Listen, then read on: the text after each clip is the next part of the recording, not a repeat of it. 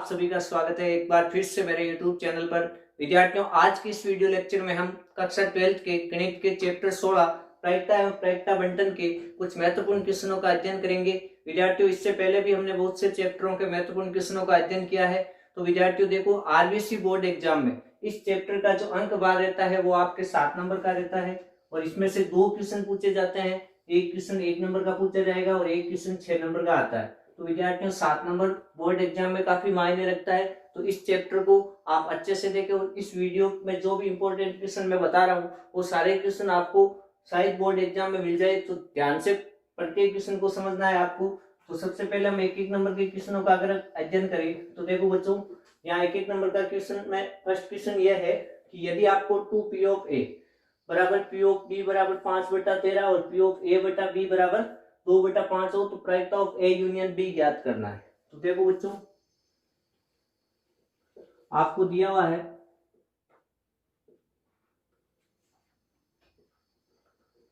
2p of ए बराबर 5/13। तो यहां से अगर मैं p ऑफ ए की वैल्यू निकालू तो कितनी आएगी बच्चों? ये 2 इधर आएगा तो भाग में आ जाएगा, 5/26 हो जाएगा। ठीक है, और p ऑफ बी भी आपको कितना दिया हुआ है? 5/13 और p ऑफ ए बटा बी कितना दिया हुआ है? 2/5। और आपको ज्ञात करना है p of A union B. तो देखो बच्चों, हम जानते हैं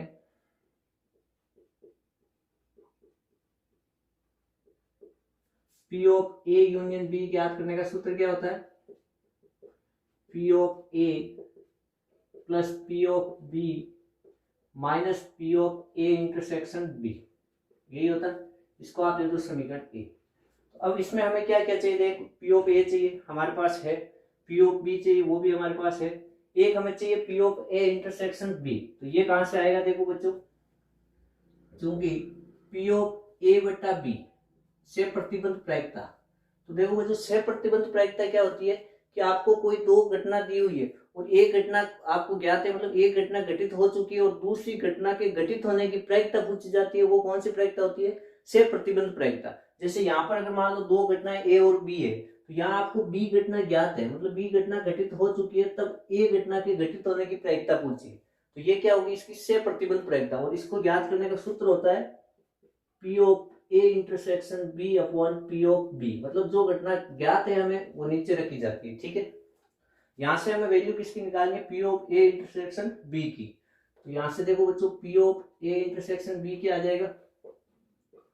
ये इधर आएगा तो भाग में आ जाएगा, सॉरी गुणा में आएगा पी ऑफ ए बटा बी और गुणा में क्या आ जाएगा? P of P. यहां मान रख दो इनके, P of A intersection B, P of A बटा बी का मान क्या है? 2/5 गुणा पी ऑफ बी का मान 5/13।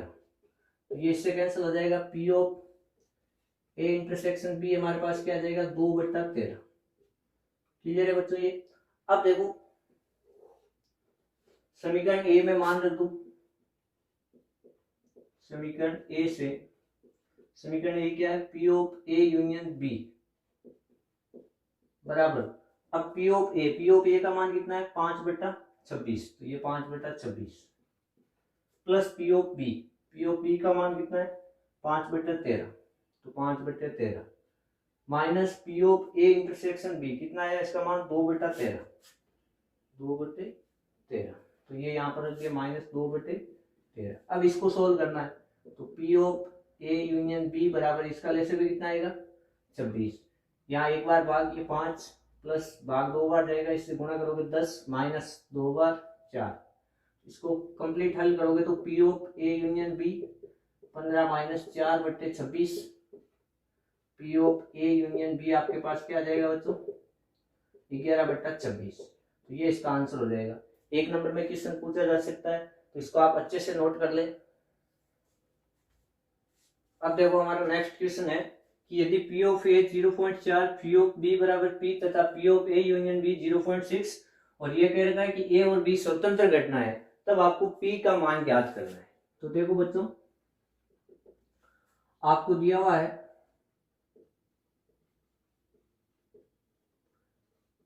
ए बी स्वतंत्र घटनाएं हैं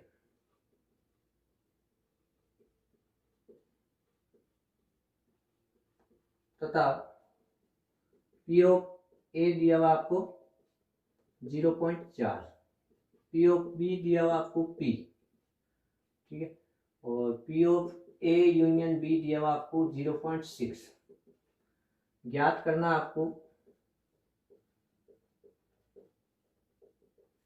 पी का मान। तो हम जानते हैं P of A union B बराबर क्या होता है, P of A plus P of B minus P of A intersection B, यही होता है। यहां से देखो P of A union B बराबर P of A plus P of B, यहाँ घटनाएं ए और बी स्वतंत्र दी हुई है, तो इस स्थिति में P of A intersection B को मैं क्या लिख सकता हूँ, P of A dot P of B, ठीक है, गुणा में लिख सकते हैं। अब मान रख दो, इसमें मान रखने पर मान रखोगे तो क्या हो जाएगा, P of A union B इसका मान कितना दिया हुआ 0.6, पी ऑफ ए इसका मान कितना दिया हुआ 0.4 प्लस पी ऑफ बी इसका मान पी माइनस पी ऑफ ए का मान 0.4 गुणा पी ऑफ बी का पी 0.6, और ये जब इधर आएगा तो माइनस का 0.4 बराबर में क्या बचेगा, p माइनस 0.4 गुणा p, यहाँ कितना बचेगा 0.2, और इन दोनों में से देखो क्या कॉमन आ रहा है p, तो ये मैंने p कॉमन ले लिया, पीछे बचेगा 1 माइनस 0.4, तो 0.2 इक्वल टू p, और गुणा में कितना बचेगा 0.6, और यहाँ से p गुणा 0.6 इक्वल टू 0.2 इस प्रकार से लिख दो, ये 0.6 उधर जाएगा तो भाग में, तो p बराबर आ जाएगा 0.2 बटे 0.6, ये कितनी बार घटेगा 1/3, तो यहाँ से हमारे पास जो p की वैल्यू आएगी वो कितनी आ जाएगी 1/3, तो ये इसका आंसर हो जाएगा। एक नंबर में पूछा हुआ क्वेश्चन है, और भी पूछा जा सकता है, तो अच्छे से नोट कर ले इसको आप। तो ये तो हमारे एक नंबर के क्वेश्चन थे। अब हम उन क्वेश्चनों की बात करेंगे जो 6 अंक के आते हैं। तो बच्चों देखो 6 अंक में ये जो क्वेश्चन है या इनसे रिलेटेड, इस क्वेश्चन से रिलेटेड जो भी क्वेश्चन है वो सारे क्वेश्चन इंपॉर्टेंट क्वेश्चन है, हर बार रिपीटेड क्वेश्चन है, और हो सकता है कि आपको यही क्वेश्चन बोर्ड एग्जाम में मिल जाए। तो इस क्वेश्चन को आपको ध्यान से समझना है और इनसे रिलेटेड जो भी क्वेश्चन है वो आपको सोल्व करना है। तो देखो बच्चों क्वेश्चन आपका यह है कि 52 पत्तों की एक भांति फंटी गई गड्डी में से एक पत्ता खो जाता है, शेष पत्तों से 2 पत्ते निकाले जाते हैं जो कि ईंट के पत्ते हैं। तब आपको यह कह रहा है कि खोए गए पत्ते के ईंट का पत्ता होने की क्या प्रायिकता है। बच्चों जब भी ऐसा क्वेश्चन आए तो उसमें अगर आपको ये दिया हुआ है कि शेष पत्तों में से 2 पत्ते निकाले जाते हैं जो ईंट का पत्ता, मतलब कोई भी एक घटना ऐसी जो आपको ऐसा दे रखा है कि वो ऐसी होगी, मतलब आपको ज्ञात घटना दी हुई हो, तो इस स्थिति में आपके ये क्लियर हो जाना चाहिए कि उस क्वेश्चन में बेज परिमेय लगेगा। अब देखो बच्चों यहाँ पर आपको ये दिया हुआ है कि जो ईंट के पत्ते हैं, मतलब 2 पत्ते निकालेंगे वो ईंट के पत्ते, मतलब आपको ये ज्ञात घटना ज्ञात है कि आप 2 पत्ते निकालोगे शेष पत्तों में से वो ईंट के ही आएंगे। तो यहाँ पर ये क्लियर हो जाएगा कि इसमें बेज परिमेय लगेगा। अब देखो बच्चों यहाँ पर आपको प्रायिकता निकालनी है खोए हुए पत्ते के ईंट का पत्ता होने की प्रायिकता। तो देखो बच्चों यहाँ आपको घटनाएं बनानी है, माना घटनाएं। अब यहाँ पर देखो घटनाएं कितनी बनेगी, घटनाएं यहाँ 52 पत्तों की एक भली भांति फेंटी गई गड्डी में से एक पत्ता खो जाता है, शेष 2 पत्ते निकाले जाते हैं जो कि ईंट के, तो खोए गए पत्ते के ईंट का पत्ता होने की प्रायिकता है।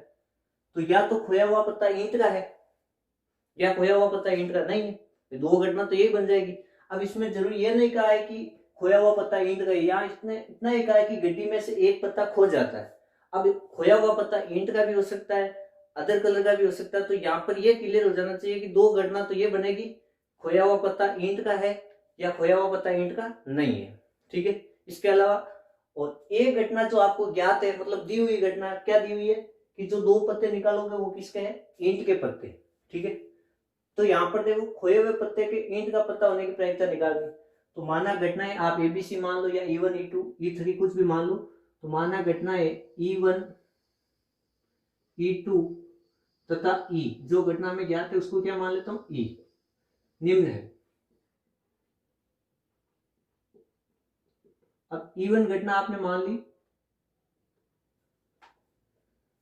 घटना इवन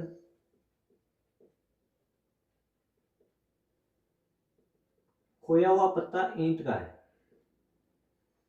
खोया हुआ पत्ता ईंट का है, ठीक है बच्चों। और घटना E2 मान लिया आपने,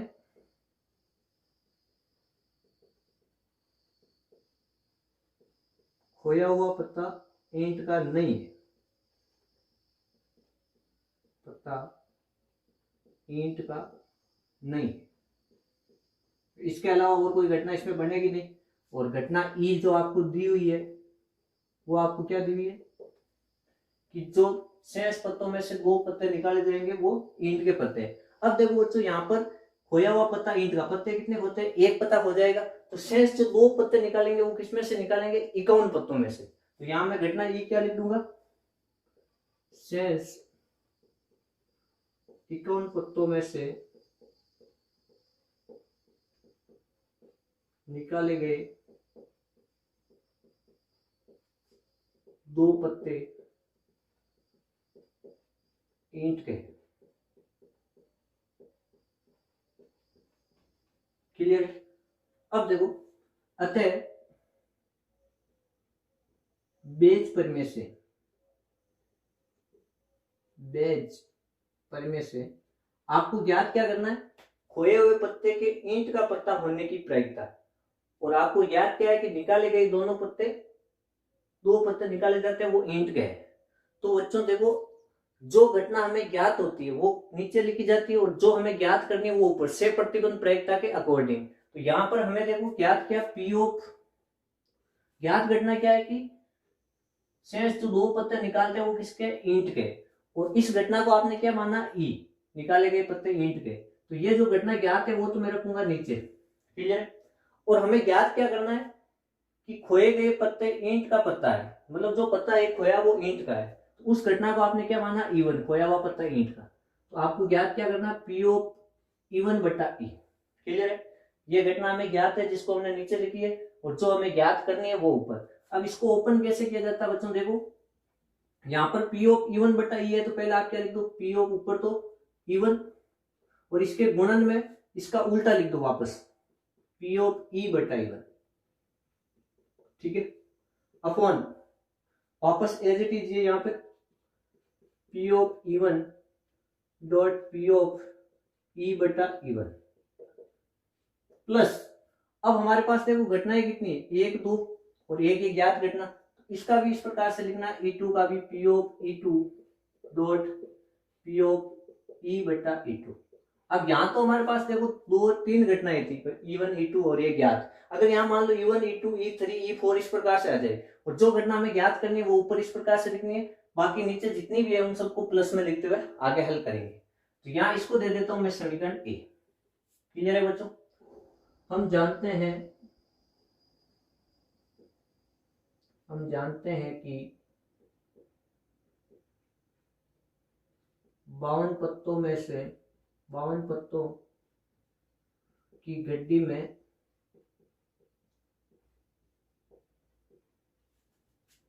वे 13 पत्ते ईंट के तथा शेष पत्ते, शेष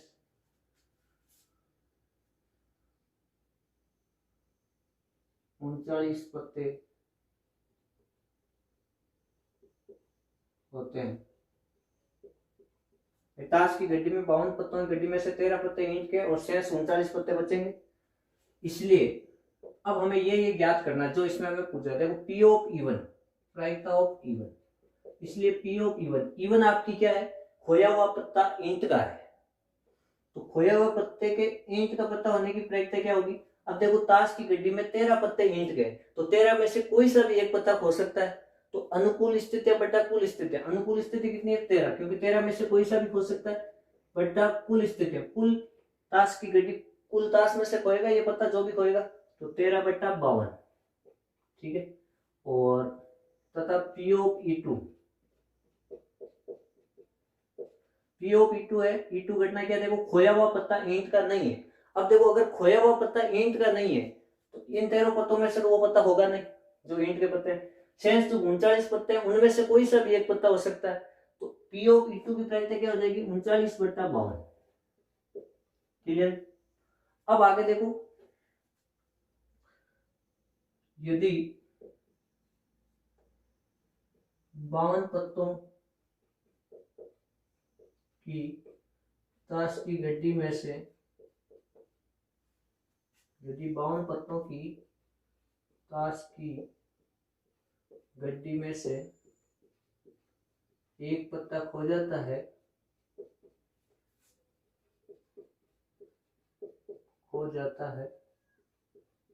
तब शेष 51 पत्तों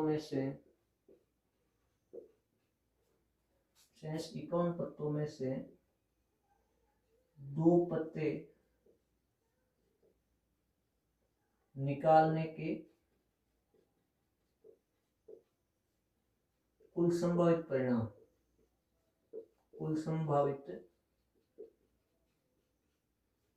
परिणाम।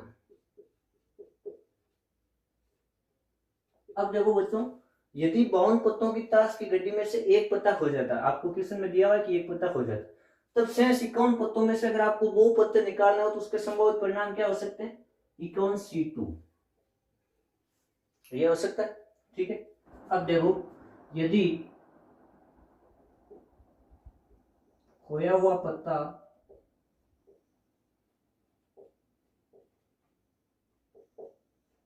ईंट का है, तब 51 पत्तों की गड्डी में 12 पत्ते ईंट के होंगे।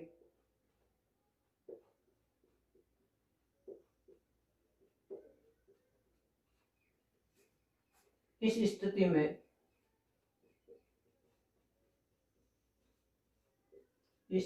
में दो पत्ते निकाले जाते हैं और दोनों पत्तों के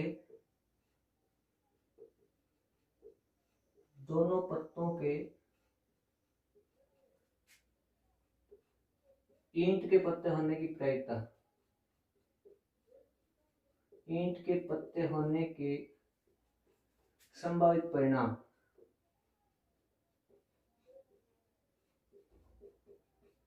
क्या हो जाएंगे बच्चों। अब देखो, अगर मान लो खोया हुआ पत्ता ईंट का है तो ताश की गड्डी में कुल 51 पत्ते बचेंगे और ईंट के पत्ते कितने बचेंगे, 13 पत्ते थे, एक पत्ता हो गया तो 12 पत्ते बचेंगे ईंट के। इस स्थिति में अगर आप ताश की गड्डी में से दो पत्ते निकाल रहे हो और उन दोनों पत्तों के, और वो दोनों पत्ते निकाल जाते हैं तो दोनों पत्तों में ईंट के पत्ते होने की प्रायिकता क्या होगी, 12 में से कोई दो आएंगे, 12C2। अब देखो बच्चों, अतः अगर मैं इसकी बात करूं, पी ऑफ ई बटा इवन,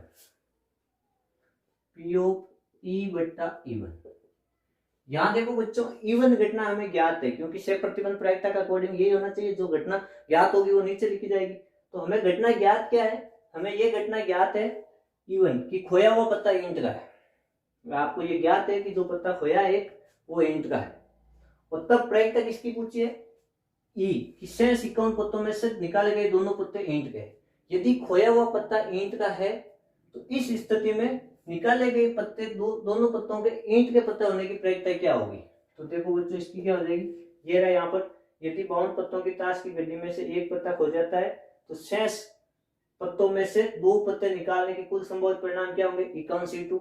और यदि खोया हुआ पत्ता ईंट का है, यही हमें ज्ञात है, देखो इवन खोया हुआ पत्ता ईंट का है, तब 51 पत्तों की गड्डी में से 12 पत्ते ईंट के होंगे और इस स्थिति में दो पत्ते निकाले जाएंगे और उनके संभावित परिणाम क्या होंगे, 12C2।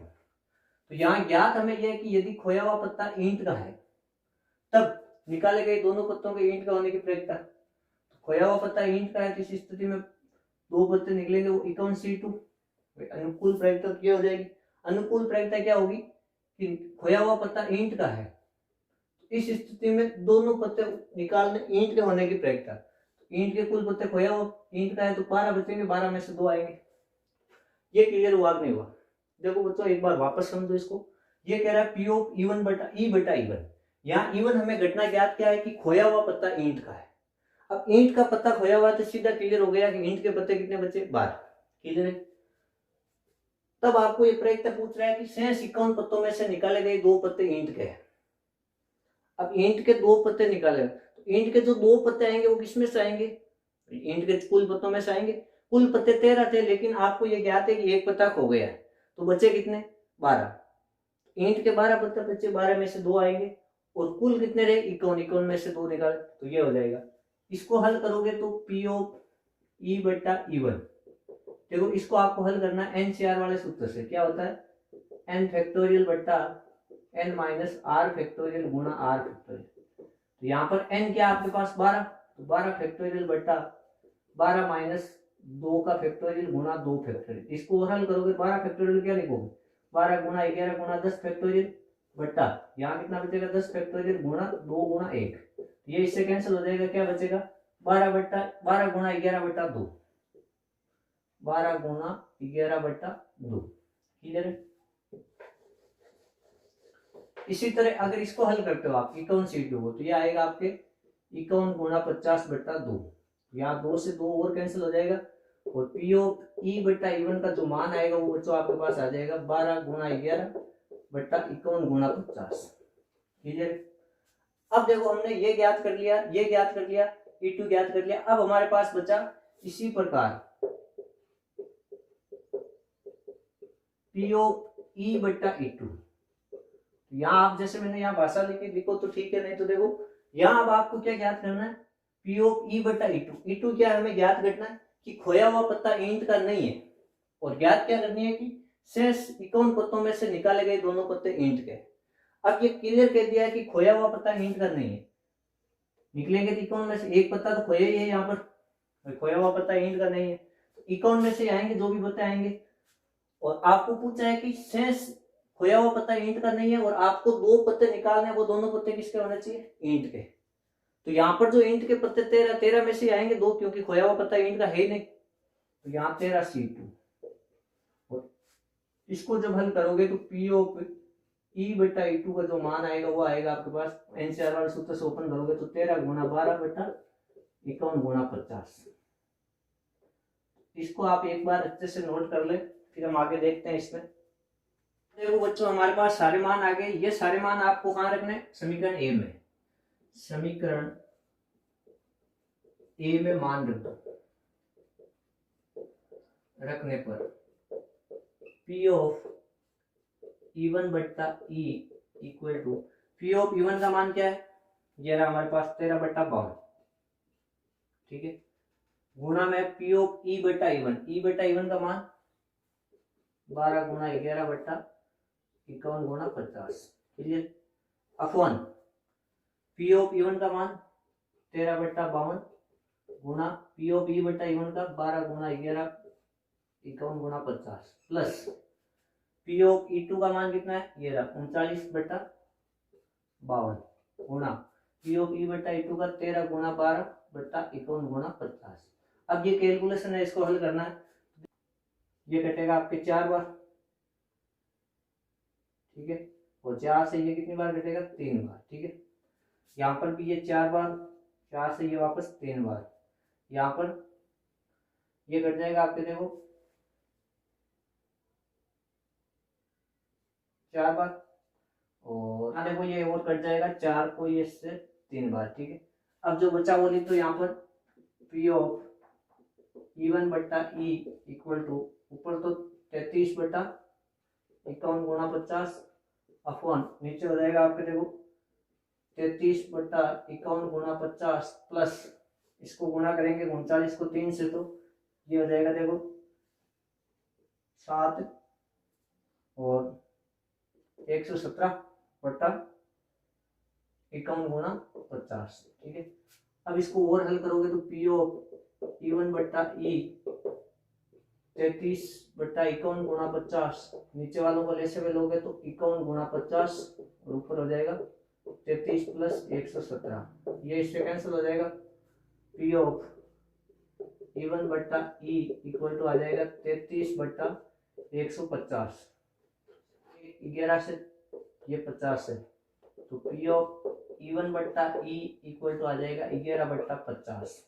ये आपका आंसर हो जाएगा। तो इसको आप अच्छे से नोट कर ले, और इससे रिलेटेड जो भी इंपॉर्टेंट क्वेश्चन है वो आपको सारे पढ़ने हैं। अब देखो बच्चों, हमारा नेक्स्ट क्वेश्चन है कि एक बाधा दौड़ में एक खिलाड़ी को 10 बाधाएं पार करनी है। खिलाड़ी के द्वारा प्रत्येक बाधा को पार करने की प्रायिकता 5/6 है। तो इस बात की क्या प्रायिकता है कि वे 2 से कम बाधाओं को गिरा देगा, अर्थात पार नहीं कर पाएगा। तो विद्यार्थियों, इस टाइप के जो भी क्वेश्चन है जिसमें आपको परीक्षणों की संख्या दी हुई हो, अर्थात आपको यहाँ पर जैसे इसमें दिया कि एक बाधा दौड़ को 10 बाधाएं पार करनी है, या एक सिक्के को 7 बार उछाला जाता है, एक पासे को 2 बार उछाला जाता है, इस प्रकार से अगर आपको परीक्षणों की संख्या दी हुई है और एक आपको जो भी परीक्षण दिया हुआ उसके होने या न होने की प्रायिकता दी हुई हो, तो इस स्थिति में जो क्वेश्चन होता है वो क्वेश्चन आपके बर्नौली परीक्षण का क्वेश्चन होता है। अब देखो बच्चों, इसमें आपको यहाँ पर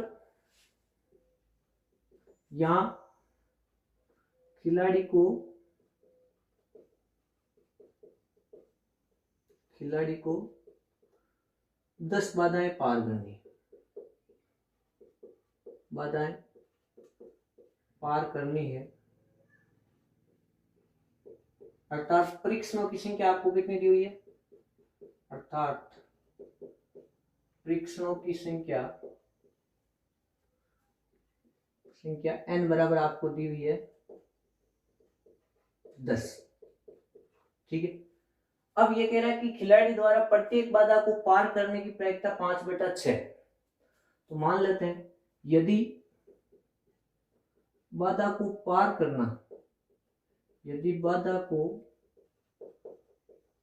करना सफलता मानी जाए, बाधा को पार करना सफलता मानी जाए, तब सफलता की प्रायिकता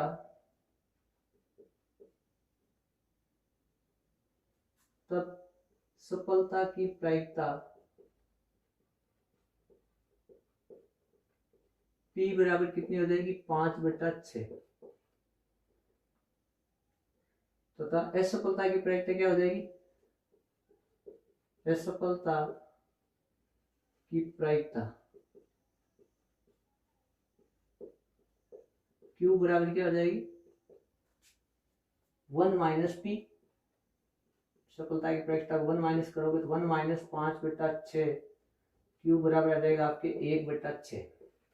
अब देखो यहाँ परीक्षणों की संख्या दी हुई है और एक आपको जो भी आपको परीक्षण दिया हुआ उसके होने या घटित होने या न होने की आपको प्रायिकता दी हुई है। तो इस स्थिति से ये स्पष्ट हो जाता है, और प्रत्येक घटना क्या स्वतंत्र है। यहाँ पर 10 बाधाएं पार करनी है तो प्रत्येक बाधा अलग अलग है, तो घटनाएं भी स्वतंत्र है, परीक्षणों की संख्या दी हुई है और सफलता की प्रायिकता दी हुई है। तो इस स्थिति में ये क्या है, बर्नौली परीक्षण है।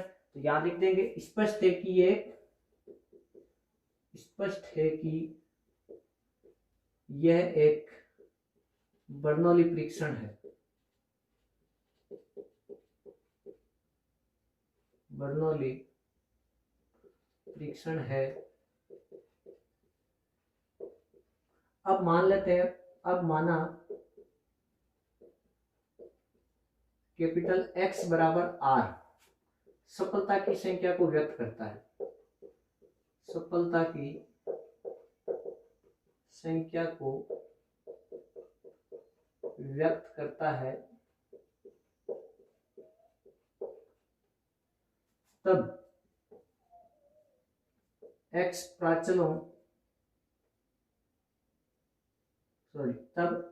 बराबर R n प्राचलों तथा P बराबर 5/6 के साथ द्विपद चर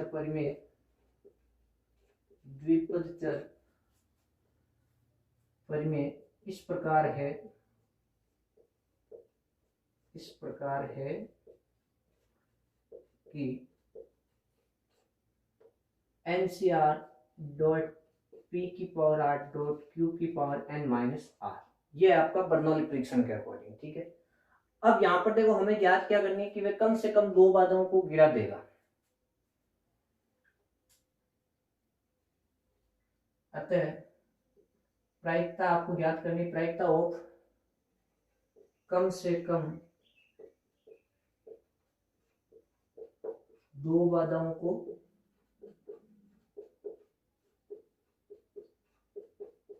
गिरा देगा, गिरा देना। अब देखो यहाँ कम से कम 2 बाधाओं को गिरा देना, अर्थात इसको आप ये भी लिख सकते हो पी ऑफ 2 से कम असफलताएं, असफलताएं। तो पी ऑफ 2 से कम असफलताओं की संख्या क्या आ जाएगी, असफलताओं की संख्या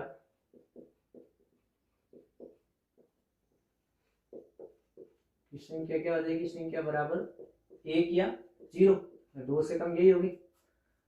पी ऑफ इस स्थिति में सफलताओं की संख्या क्या हो जाएगी, सफलताओं की संख्या, अगर आपके पास असफलता की संख्या 1 है और यहाँ कुल कितनी बाधाएं 10 है, असफलता की संख्या 1 है तो सफलता की संख्या क्या होगी 9, और अगर असफलता की संख्या 0 है तो सफलताओं की संख्या 10, क्योंकि 0 माइनस सफलताओं की प्रायिकता 10, ये 10 आएगा, ठीक है। इसको आप ये भी लिख सकते हो पी ऑफ x बराबर 9 प्लस पी ऑफ x बराबर 10, क्योंकि यहाँ हमने x बराबर r क्या माना, सफलता की संख्या को व्यक्त कर रहा है और ये क्या है, सफलताओं की प्रायिकता है। तो पी ऑफ x बराबर 9 प्लस पी ऑफ x बराबर 10। अब इसको एक बार नोट करो, फिर हम इसको आगे सोल्व करते हैं, या फिर देखो इधर ही। अब पी ऑफ x बराबर 9, इसको इस सूत्र के अकॉर्डिंग ओपन करें, NCR, यहाँ n क्या आपके पास, देखो n का मान 10, CR, R क्या है, x बराबर 8, 9 गुणा PR, P आपके पास क्या सफलता की प्रायिकता 5/6, तो 5/6 P की पावर R है, R कितना आपके पास 9, और गुणा में है Q, Q क्या आपके पास ये रहा 1/6 की power n minus R, 10 minus 9, plus इसी तरह इसको ओपन करोगे तो NCR 10C 10, क्योंकि R का मान भी यहाँ क्या है 10 है, गुणा P की पावर, P क्या है 5/6, P की पावर R क्या है 10, गुणा माइनस R, Q क्या है 1/6 और इसकी पावर क्या हो जाएगी 10 माइनस 10, ठीक है। इसको जब NCR वाले सूत्र से ओपन करोगे तो यहाँ से क्या आएगा 10, ठीक है, गुणा या 5/6 की पावर 9 गुणा यहाँ कितना बचेगा 1/6 की पावर 1, मतलब 1/6, प्लस इसको NCR वाले से NCN का मान 1 गुणा 5/6 की पावर 10 गुणा 1/6 की पावर 0। आगे हल करोगे तो ये देखो कितनी बार, ऊपर पाड़े से 3 बार, ये 5 बार, ये बचेगा आपके 5 गुणा 5/6 की पावर 9 गुणा 1/3 प्लस इधर 5/6 की पावर 10 और 1 की पावर 0 से इसका मान क्या हो जाएगा 1 और गुणा होगा ये। इसको आप ये भी लिख सकते हो 5/3 गुणा 5/6 की पावर 9 और प्लस में इसको आप लिख सकते हो 5/6 की पावर 9 गुणा 5/6, वापस इसकी पावर 1 रहेगी तो घाते जुड़ जाएगी, ये आएगा। देखो पूरी स्टेप में से कॉमन क्या आ रहा है 5/6 की पावर 9, इससे क्या बचेगा 5/3 प्लस 5/6, इधर इधर वाला आपने नोट कर लिया होगा।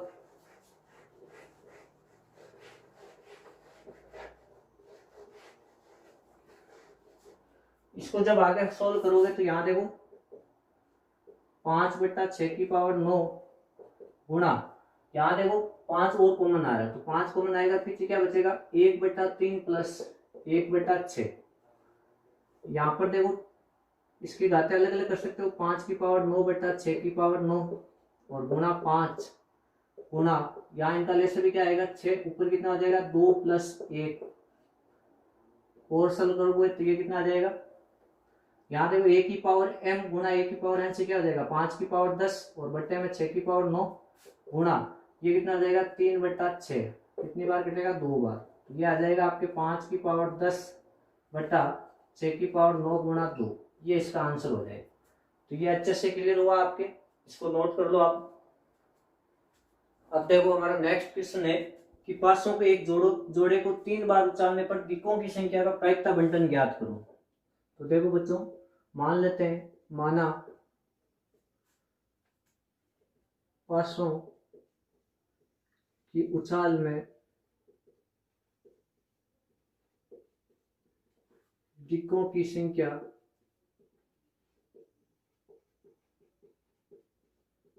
को चर x द्वारा निरूपित किया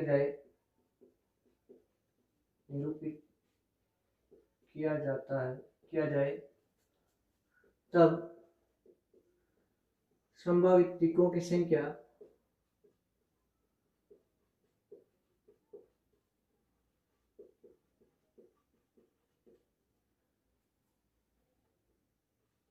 वन वन ये हो सकता है, 2 2, 3 3, 4 4, 5 5 और 6 6।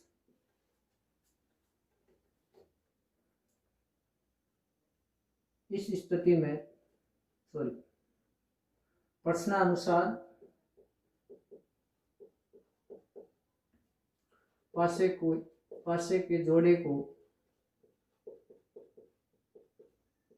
3 बार उछाला जाता है, 3 बार उछाला जाता है, तब चर x 0 1 2 या 3 मान ग्रहण कर सकता है।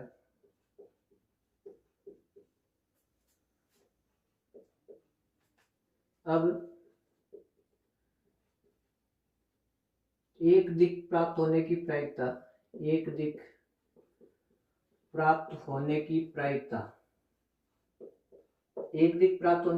क्या होगी बच्चों? तो कुल कितनी घटनाएं 36 होगी। एक दिक प्राप्त कुल दिक कितने 6, एक दिक प्राप्त होने की 1/6 और एक भी दिक प्राप्त न होने की प्रायिकता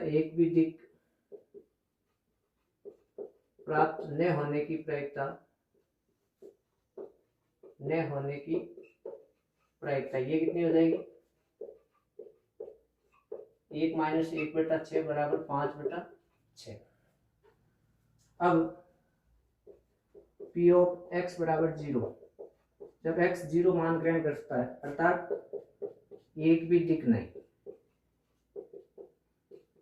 तो तीनों उछालों में एक भी दिक नहीं, तो इसकी प्रायिकता क्या हो जाएगी? 5/6 गुणा 5/6 गुणा 5/6। तो P ऑफ x बराबर 0 कितना आ जाएगा आपके? 75/216। P ऑफ x बराबर 1 अर्थात एक दिक तथा 2 अन्य। इस स्थिति में क्या आएगा? एक दिक तथा 2 अन्य, तो इसकी देखो कंडीशन क्या बनेगी? 5/6 5/6 और ये एक दिख आ गया 1/6। ये भी हो सकती है 5/6 1/6 5/6। ये भी हो सकती है 1/6 5/6 5/6। कुल संभवित स्थितियां ये होगी। अब इसको हल करोगे तो P ऑफ x बराबर 1, याद देखो 3 गुणा में लिख सकता हूँ, ये 5/6 गुणा 5/6 गुणा 1/6, 3 गुणा लिख सकते हैं। इसको आगे हल करोगे तो P ऑफ x बराबर 1 क्या आएगा आपके पास? 3 गुणा ऊपर तो हो जाएगा 25 बट्टा नीचे 216।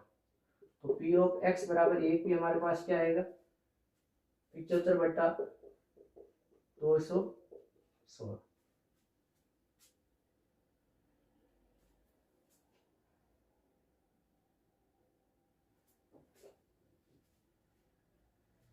सॉरी, यहाँ पर देखो ये होगा आपके 125/216। ठीक है, ये आ गया आपके P ऑफ x बराबर 1।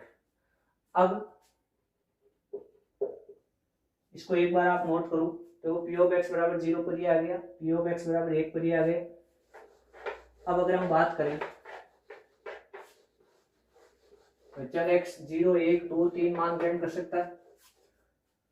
अब पी ऑफ x बराबर 2, तो यहाँ क्या होगा, 2 दिक 1 अन्य, इसकी प्रायिकता क्या हो जाएगी, 2 दिक मतलब 1/6 गुणा 1/6 गुणा 5/6, प्लस ये भी हो सकता है 1/6 गुणा 5/6 प्लस गुणा 1/6, प्लस ये भी हो सकता है 5/6 गुणा 1/6 गुणा 1/6।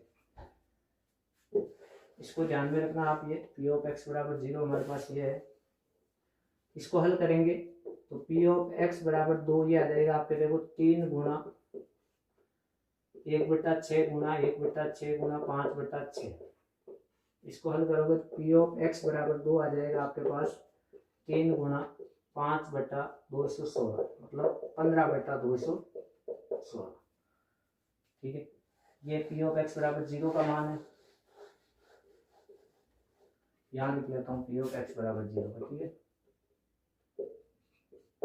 125/216। अब हम देखेंगे x 3 मान भी ग्रहण कर सकता है, क्योंकि तीनों चालों में दिखा सकता है। पी ऑफ एक्स बराबर 3, तो यहाँ पी ऑफ तीनों दिक, तो तीनों दिक होंगे तो ये क्या हो जाएगा 1/6 गुणा 1/6 गुणा 1/6। इससे ज्यादा और कोई कंडीशन बनेगी नहीं। पी ऑफ एक्स बराबर 3 क्या आ जाएगा आपके 1/216। पी ऑफ एक्स बराबर 1 का मान ये है, सॉरी 0 का मान ये, 1 का मान ये, 2 का मान ये, 3 का मान ये। अतः प्रायिकता बंटन जो होगी इनकी, प्रायिकता बंटन बनाते टाइम आपको एक टेबल बनानी है इस प्रकार से।